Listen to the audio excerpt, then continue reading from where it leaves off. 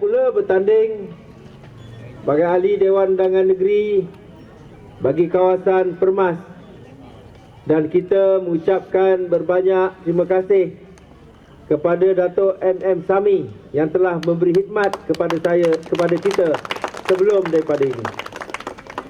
Dan bagaimana yang kita dia maklum, peralihan daripada MIC kepada UMNO bagi kerusi Dun Permas tidak berhadapan dengan masalah seperti yang kita lihat bagi parti-parti pembangkang.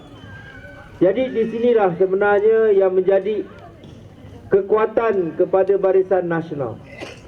Dan mengapa Barisan Nasional perlu mendapat sokongan daripada kita dan terus diberi mandat untuk menjadi dan menubuhkan kerajaan dalam negara dan juga dalam negeri kita pada hari ini.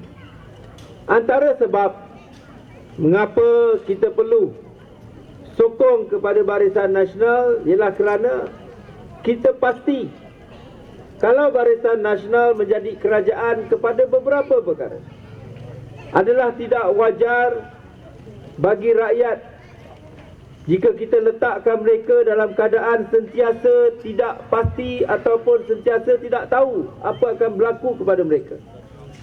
Antara kepastian yang kita tahu, kalau Barisan Nasional berjaya menjadi kerajaan, dengan tepat kita boleh tahu apa akan terjadi. Antaranya yang akan menjadi Perdana Menteri kita ialah Datuk Seri Najib Tun Haji Abdul Razak. Dan Datuk Najib mempunyai kredibiliti dan kemampuan serta keupayaan sebagai bukan sahaja pemimpin kita tetapi pemimpin peringkat dunia. Dan beliau telah tunjukkan walaupun dalam tahun 2008 mandat ini bukan mandatnya, tetapi dalam masa 4 tahun beliau menjadi Perdana Menteri, beliau telah berjaya memulakan langkah mentransformasikan negara kita. Dan kita tahu usaha ini masih lagi dalam peringkat permulaan. Banyak lagi yang perlu dilakukan. Maka wajar bagi kita untuk menjayakan barisan supaya Datuk Najib boleh terus menjadi Perdana Menteri negara kita. Hidup Najib! Perkara kedua yang harus kita fikirkan, mengapa kita perlu berikan kepada Barisan Nasional ialah kerana Barisan Nasional mempunyai matlamat, visi, misi, objektif untuk menjayakan negara kita melalui perancangan transformasi membangunkan negara. Dan kita dapat lihat pembentangan report card oleh kerajaan pencapaian yang telah dilalui oleh negara. Dalam keadaan dunia berhadapan dengan ekonomi yang meleset, negara kita mencapai pertumbuhan 5.6% pada tahun yang lepas. Dan kita dapat lihat pendapatan per kapita rakyat daripada $7,000 pada 3 tahun lepas meningkat kepada $9,900, peningkatan sebanyak 49% yang dilalui oleh negara kita. Dan kerajaan juga telah dapat berjaya mengurangkan defisit bagi negara kita. Di Johor, melalui pembangunan wilayah Iskandar, kita telah dapat menarik sebanyak 111 bilion pelaburan dan kerajaan telah membelanjakan sebanyak 7 bilion bagi meningkatkan infrastruktur di selatan tanah air negara kita di wilayah Iskandar. Dan kita juga telah mewujudkan peluang pekerjaan sebanyak 550,000 bagi rakyat di negeri Johor. Jadi apa pilihan kita?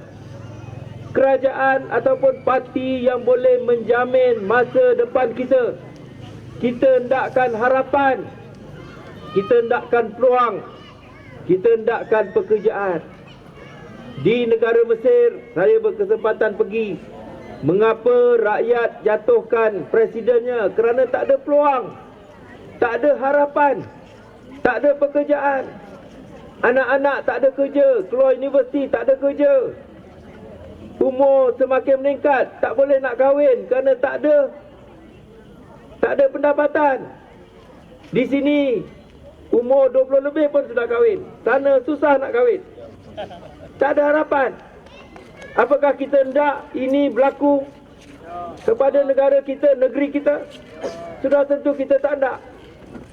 Jadi atas sebab itulah kita mesti tentukan semua ini dapat diteruskan. Memang bila berlakunya pembangunan akan ada cabaran, masalah.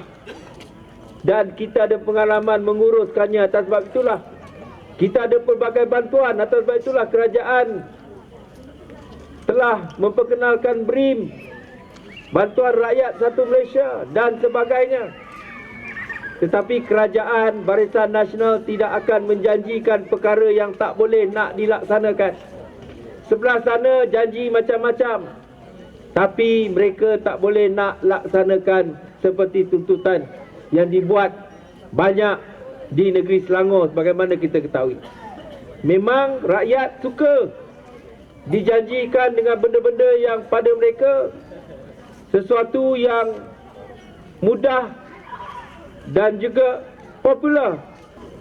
Apabila mereka cakap ekonomi negara kita rosak, kita perlu strukturkan ekonomi negara, maka mereka mengatakan kita mesti kurangkan harga kereta, kita mesti kurangkan harga minyak.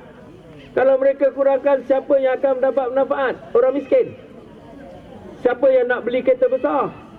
Kereta Mercedes, kereta BMW, ada sini semua. Kalau kereta turun daripada 700,000, 800,000 agak boleh turun sampai 100,000 kah? Siapa? Bagaimana nak struktur ekonomi kalau yang akan menguntungkan ialah orang kaya? Kalau minyak turun, orang tak naik teksi. Yang bawa teksi siapa? Orang berpendapatan rendah. Kalau harga kereta turun, orang beli kereta, tak ada siapa naik teksi. Kalau harga minyak turun, bukan maknanya orang susah yang dapat tambah minyak kerana nak pergi jalan mana-mana. Orang kaya juga. Bagaimana struktur ekonomi nak susun kalau hanya untungkan orang kaya seperti pembangkang nak buat? Macam mana? Itu sudah tidak betul. Kita nak rapatkan jurang antara kaya dengan yang miskin. Itu Barisan Nasional. Bukan seperti mereka yang hanya mereka cakap itu kerana mereka hanya nak jadi popular. Jadi atas sebab itulah kita perlu bertanggungjawab. Kita semua